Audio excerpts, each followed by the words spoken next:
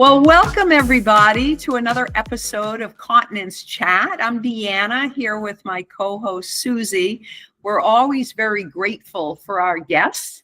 And today, I think so many people are going to be very, very excited. We have Teepa Snow joining us. And Teepa, some people need few words when it comes to an introduction. You are so globally known in the dementia care space. I know that you're an occupational therapist by trade, the founder of Positive Approach to Care. I want to spend a little bit of time today letting the world know about the Snow Approach Foundation and the upcoming gala, because that, I think you're coming up on your fourth gala. I'll let you dig into the details. But I was fascinated, sincerely, when I spoke with one of your colleagues recently that shared with me, it's not just a gala, it's not just a foundation, it's not just donations. I'm going to leave it at that and pass it to you. But first of all, I want to say thank you for your time today. We always enjoy, I know we spent time together recently at the TZMO Long-Term Care Conference in Poland a few weeks back. Yeah. Always enjoy our time. Welcome. Thank you. Thank you. Thank you. And it is always good, as always, Deanna, to be with you. And yeah, I was in Poland doing a program, Snow Approach Foundation. Well, I live in a little town in Orange County, North Carolina, not California or New Jersey or New York, I think. There are lots of orange counties, but ours is in central North Carolina. And we decided, if we really believe that there could be a dementia town where people could be comfortable throughout their journey through dementia, living in a small town with support, rather than having to be put somewhere, then we should put our money where our mouth is and prepare this community for the aging population that lives here. Because it turns out, with 2 universities here, yeah, that brings the age down. However, we are a hugely aging community with rural sections and then town section. And then we have what we would call city, Chapel Hill. I mean, it's up for debate. But what we've done is create a space where people can come together. And they come together for local support. But then we have people come together from around the world. And when they come here, we do training and education, and we mix them in with our local community. So shopkeepers, the people who run the inn here, the people who are at the sheriff's department, at the police station, at the fire department, down at Whole Foods. We have people we're working with in all these different areas of life, so that people living with brain changes feel supported, their families are supported, and people know what they don't know, and they know what they need to know, and they build skill. So we're building skill here in this area, and the gala is a celebration of us all coming together and really looking at what we've done in the last year and being excited about it. I love that. I love that. And I even read on one of your websites that you've tied in an elementary school. Oh, yeah. We went and did 8 sessions at an elementary school from 6 to 12-year-olds. And by the end of our 8 sessions, they were coming to Snow Approach and engaging with elders. And they are together doing puzzles, filling out crossword puzzles, doing music together, going down the hall, finding where the restroom is, coming on back. I mean, these are kids that are now integrated into the space of brain change, because they also know about their own brain change. So they'll say, ooh, my amygdala is super excited today, and I'm having a hard time with my impulse control. And it's like, oh, that's really cool. What are you doing about that? Well, I'm pushing this cart down the hall. And it's like, good work. You know what you could do? I've got a broom. How about if you push that down the hall? And they're like, sure. And so we go get the broom and they push it down the hall, and my hall gets swept and they feel more regulated. Yeah. I love that. When I've attended your gala in the past, um, it resonates community. I felt it. I sat at the table with different neighbors. It was just amazing the amount of people that were there, but the amount of community and the support is just amazing. I know Susie and I work a lot with many senior living communities across the country, and some of those senior living communities have now transitioned to a model of, I'm going to call it probably the wrong wording, but eat, sleep, live. They'll bring a florist in, they'll bring this.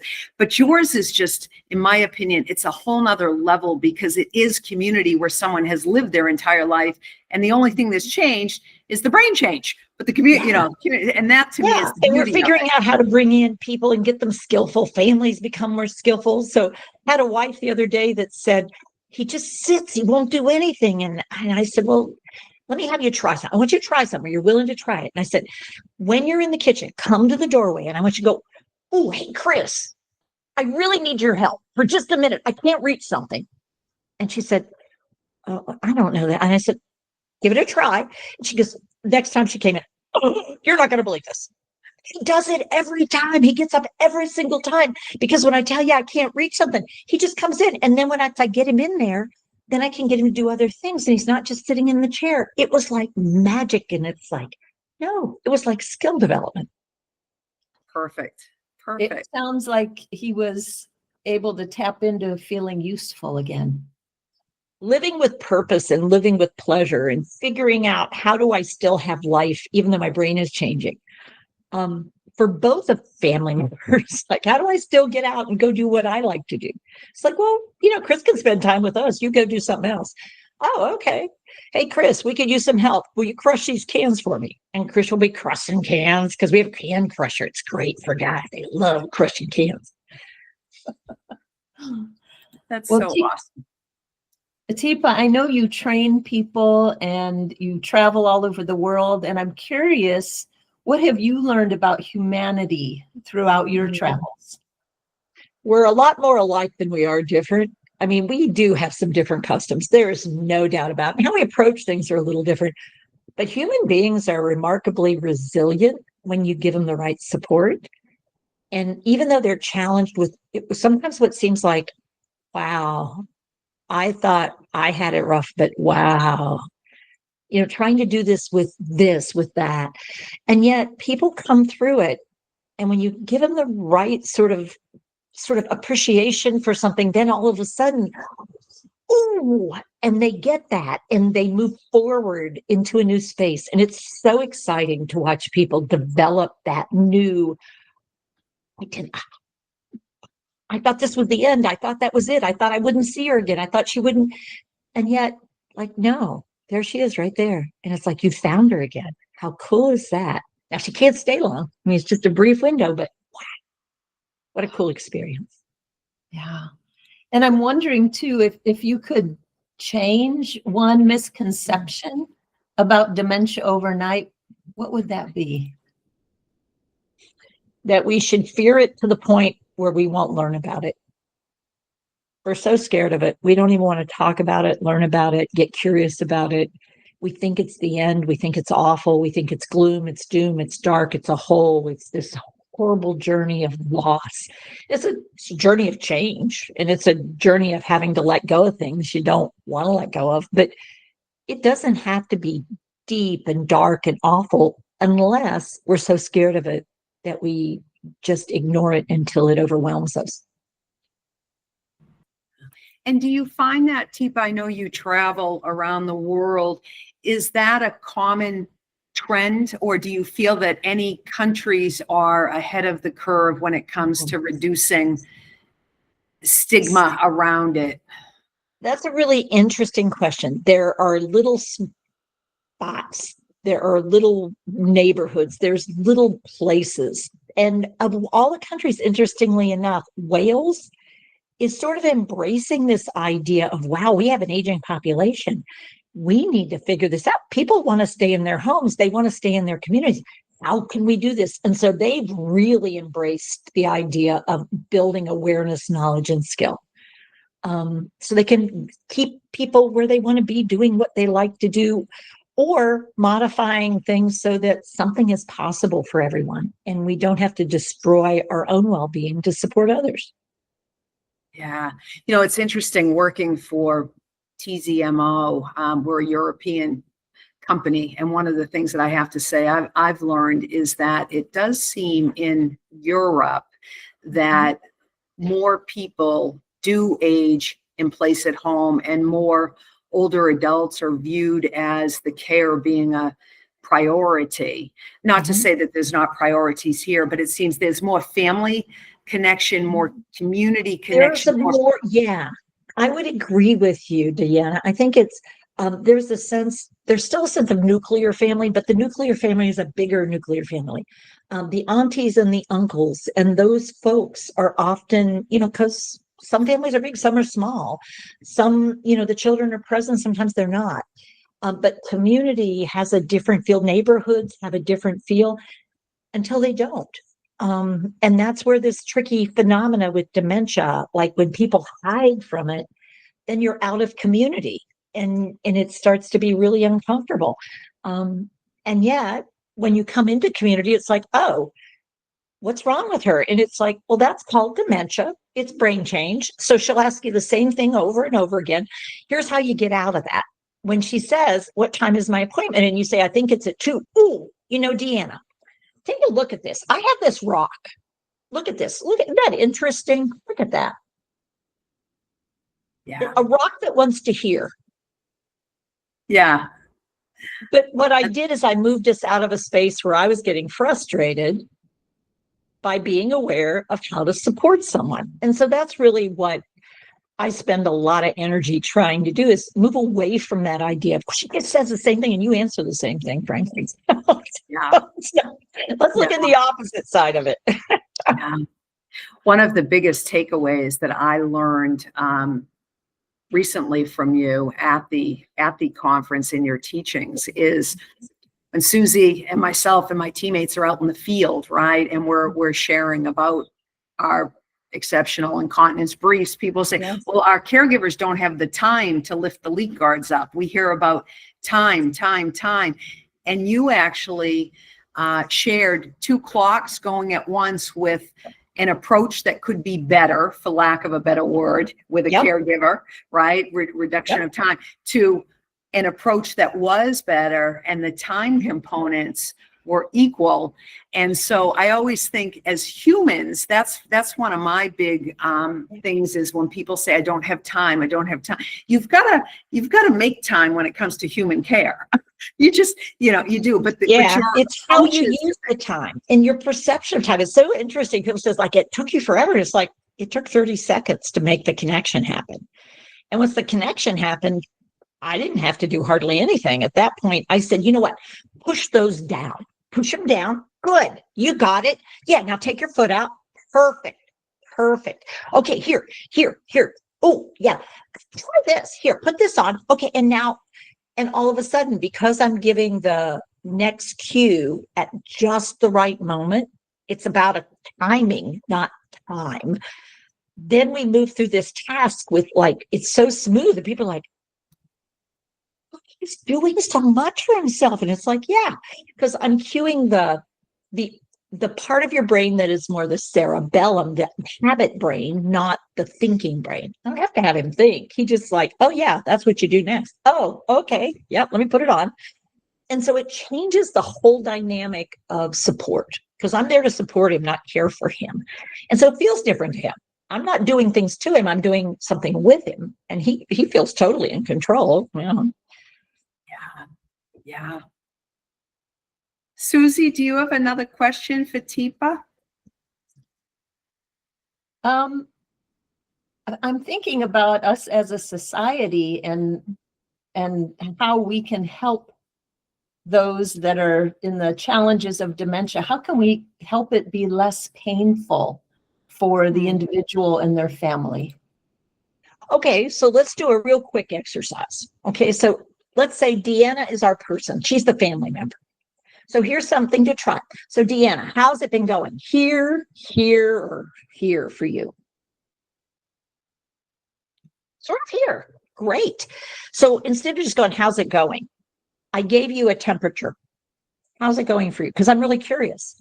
Yeah. And now I'll say, so it's been going great. What are 2 things that you're really excited or proud about? So you want me to answer that? Yeah. So, in the work that you're doing, what are 2 things you're really proud about Yeah. recently? I'm really proud about a children's book that I wrote recently, Bedbug in a Mug. Cool. That's one. Cool. And then I'm really proud about the work that we as a team are doing here at Seni. Super. So that's both of those sound like phenomenal things that lift you up. What's one thing you wish were a little different for yourself? Oh, As you're well, doing all that's this going to good touch work? on a very personal note, but I'm willing to share. My husband unexpectedly lost his vision in the span of 3 days. So I am wow. navigating Man. caregiving at a whole nother personal level. We have great support, but do I wish I could change that? Absolutely. Yeah, for sure. Because all of a sudden, this wonderful feeling, all of a sudden, that weight is on there a little bit.